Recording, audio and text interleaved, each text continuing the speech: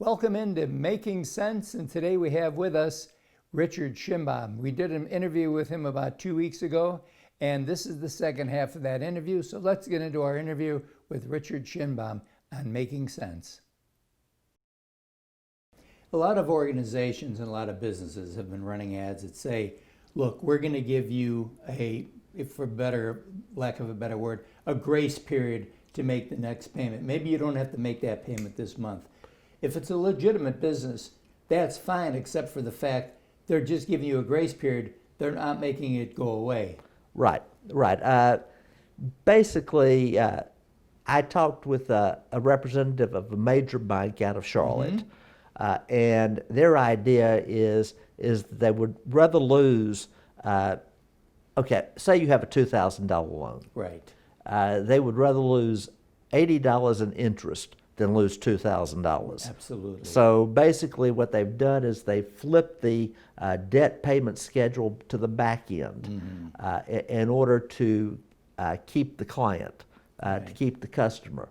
That's a responsible business that realizes what the situation is. That's fine. And that's where you're going to advise your client about the fact that that's a good way to do something. Right.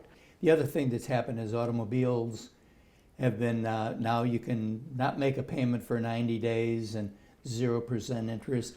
I'm sure that's all good, all well and good, but eventually, just like you're going to have to make the payments. Eventually, you're going to have to make the payments. Right. But one thing I would advise people, there's a temptation out there, okay? A lot of people, a lot of poor people will go out there and pawn their car title or get a payday loan. There is no excuse for borrowing money at 300% interest. No. I mean, if you can't pay back $100 today, how are you going to pay back $300 tomorrow? Absolutely. It makes no sense. The next thing that comes in is when you pawn your car title. Okay, you're selling that car to the pawn shop. Right. With the right to buy it back. In 30 days. In 30 days, when you don't have the money, okay, you've lost your car. Right. Okay. It's theirs. It's theirs. Okay. So basically, please do not pawn your car title. That is the worst thing anybody can do, because your car, in Montgomery, Alabama, you're dependent on your car for living.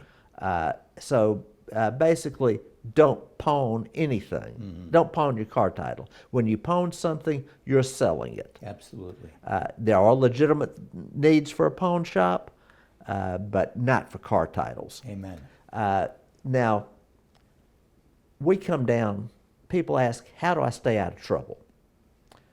I have a simple rule, okay? When I was a little boy, okay, I would go to my grandmother's house, okay?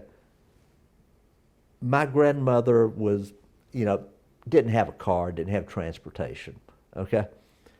She would say, Richard, can you get on your bicycle and go to the grocery store and get me a head of lettuce, a firm head of lettuce?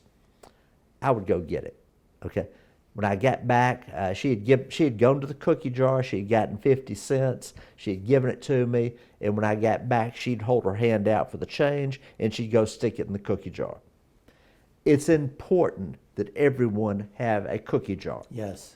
A cookie jar is a savings account. People may not believe this, but the number one cause of bankruptcy that I have seen is car repairs. I can guarantee you, okay, that you're going to need new tires for that car one day. Now, if you go to Walmart, okay, I'm using that as an example, it's $600 to put 4 tires on the floor. On the ground on your car. Where are you going to get the $600? Borrow. Okay. You need a cookie jar.